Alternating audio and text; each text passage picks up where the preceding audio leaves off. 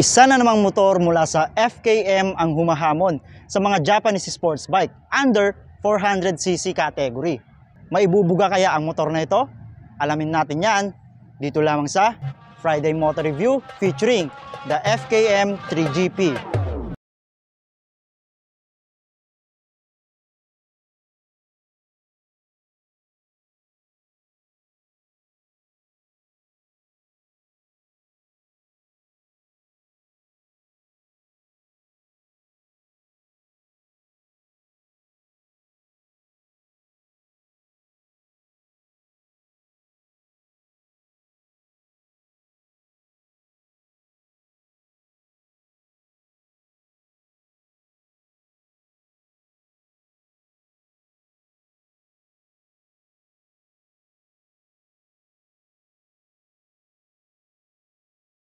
Ito ng mga racing fundamentals dahil gusto mong ma-feel ang mga feeling ng mga karirista, this FKM 3GP is ideal for you.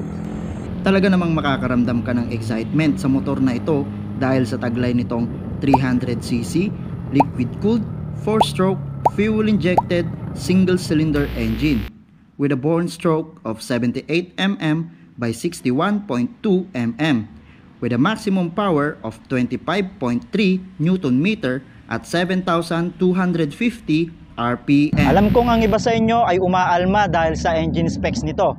Kesyo 300cc lang siya at hindi siya pasok sa expressway. Ang masasabi ko lang ay ikalman nyo lang ang mga balls nyo. Bulsa nyo. Baka magulantang kayo sa presyo nitong 158,000 pesos. Halos kapresyo lang siya ng mga Japanese sports bike under 155cc. Kaya mapapaisip ka talaga sa motor na ito. Gumagamit ang motor na ito ng wet multiple disc manual clutch na talaga namang napakalambot. Naka 6-speed transmission na rin ito, kaya may laban din ito pagdating sa duluhan. Kung di mo naman trip gamitin ito sa racetrack, for sure magugustuhan mong gamitin naman ito pang Japorms. Lalo na't usong-uso ngayon ng mga tambike. Naku, walang panama ang mga Japanese sports bike dito at this price point. At pagdating naman sa looks ng FKM 3GP, talaga namang mamimilipit ang lieg ng mga makakasabay mo sa stoplight. At mapapatanong na lang ng, "Uy, Paps, anong motor yan?" Pagdating naman sa lightings mga partner, naka-LED ito all the way. Mula sa headlight nitong parang nanlilisik at sa very fashionable niyang daytime running light. At kung mapapansin nyo mga partner, ang position ng kanyang signal light ay nandito, halos katapat ng handlebar. Hindi kagaya ng mga 155cc na Japanese sports bike na nandito sa may fairings banda. Ang tail at brake light naman nito ay kitang-kita kahit tirik ang araw. At kung mapapansin nyo, ang katawan ng motor na ito ay puno ng kanto. Isama mo pa dyan ang mga decals nitong animoy, may mga sponsors. Tapos, naka-real carbon pa, na talaga namang mag-iiwan sa'yo ng impresyon na ang FKM 3GP ay pang racing. Pag-upo mo naman sa motor na ito, mabibigla ka sa timbang ng motor na ito. Ang motor na ito ay merong curb weight na 166 kilograms. Bubungad naman sa iyong harapan ang TFT display panel nito. Nakapaloob dito ang mga useful information gaya ng odometer, speedometer, RPM gauge, fuel gauge, trip meter, clock, battery voltmeter, temperature gauge at ABS indicator. Semi-touchscreen din ang panel ng motor na ito sa pamamagitan ng dalawang triangle na ito. Bilang yan mga partner dahil meron itong adaptive screen display. For example, sa umaga, puti ang display ng panel gauge nito. Sa gabi naman, itim. Or kahit mapadaan ka sa mga tunnel, automatic magpapalit siya sa display na color black. Mga partner, wala pang ganito sa ibang sports bike at this price point. Since nakaupo na rin tayo mga partner, ang seat height ng motor na ito ay 785 mm. Upya! Mabanggit ko rin pala mga partner, ang kanyang tubular frame ay textured ang finish. Since ang FKM 3GP ay isang sports bike, ay expected ko na hindi ganun ka-comfortable ang riding position niya. Mababa kasi ang handlebars nito, kaya halos pantay na sa upuan. Talaga namang tuck-in mode at attack position ka dito mga partner. Ang motor na ito ay merong saktong kapal ng gulong. Up front, meron itong 110 by 70, 17. Sa rear naman, 150, 60 by 17. Both on tubeless. Suspension naman nito ay naka-upside down fork sa harap at monoshock sa rear. Naka-underbelly exhaust ito at may ground clearance na 160 mm. Kaya ang motor na ito ay ideal talaga for attacking corners. Tapos napaka-attractive ng motor na ito. Paano ba naman? Naka-single swing arm. Again, wala kang makikitang ganito at this price point. Pagdating naman sa safety mga partner, ang FKM 3GP ay equipped ng front and rear ABS to ensure safe stopping power. Ang fuel tank capacity naman ng motor na ito ay 17 liters. Surprisingly mga partner, nakakuha ako sa kanya ng 32 kilometers per liter. Pero syempre, maaari pang magbago ang lahat ng yan. Kasi kailangan mong i-consider yung rider's weight, yung road condition, yung wind condition, at yung riding habit mo.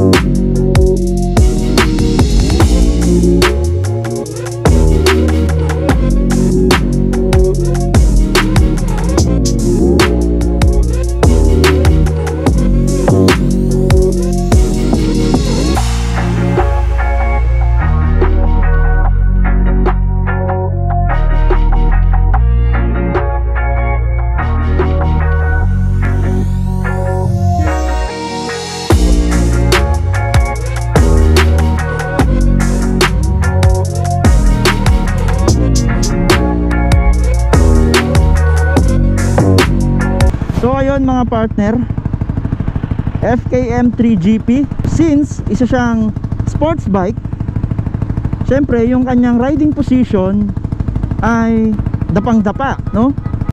Sapagkat mga partner, itong upuan niya at handlebar niya ay halos magkapantay na, no? That is why masakit talaga siya sa likod.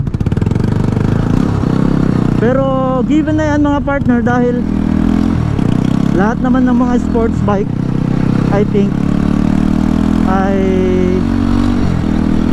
ganito, no? Masakit sa katawan. Tapos yung aking crowning jewel ay nasasaktan every time mga partner na nalulubak ako o kaya napapasadan brake ako, no? Siguro dahil sa height kong 5'4", masyado akong malapit sa tangke. And isa pang nakikita kong solusyon dyan ay ang pag-install ng tank grip, ano? Para every time na magbe-brake tayo, hindi tayo dumudulas paharap, no? At hindi masasaktan yung ating mga crowning jewels. And then mga partner, maidagdag ko na rin sa riding comfort. Sa height kong 5'4", mga partner, pag nakatigil tayo sa mga ganitong stoplight, medyo tiptoe tayo ng konti yung kabilang paa. Pero pag angkas ko si Mrs. Friday, flat-footed tayo, no? Kaya walang kahirap-hirap. Isa pa mga partners na nagustuhan ko sa motor na to, yung kanyang adaptive TFT panel mga partner. So dahil nandito tayo sa ilalim ng Osmeña Highway, black yung kanyang panel, o kaya pag gabi na magpapalit siya ng black. Oh, nandito tayo, lumabas tayo ng bahagya sa may lilim, namuti yung kanyang panel, no? Saan ka ba makakakita ng motor na ganito sa halagang 158,000 pesos mga partner? Adaptive TFT panel display. Sheesh! Sa mga ganitong traffic situation mga partner, kayang-kaya naman isingit tong motor na to, no? Ayan, oh, diba? Kasyang-kasya. 300cc siya pero parang gumamit ka lang ng ano, ng mga 155cc na sports bike.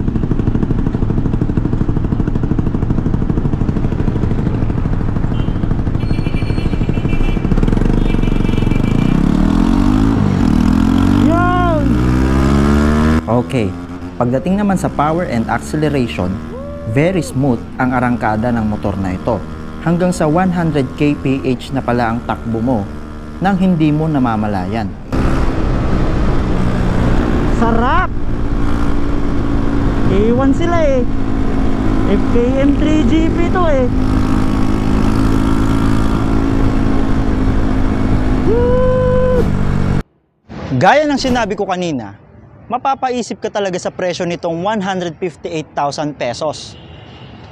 Biruin mo, naka TFT display, underbelly exhaust, at single swing arm na wala sa mga 155cc sports bike category ng mga Japanese brands. Kaya mga partner, kung naghahanap kayo ng motor na magbibigay sa inyo ng excitement at sakit ng katawan, ang FKM 3GP ay para sa iyo. At kung nagustuhan mo ang video na ito, huwag mong kalimutang mag-like at mag-subscribe. At pindutin mo na rin ang bell nang sa ganon ay updated ka sa mga susunod pa nating bike reviews. Muli, ito po ang inyong partner, ang partner ng bayan, Friday Moto, na nagsasabing, keep safe and always pray before you ride. Ciao!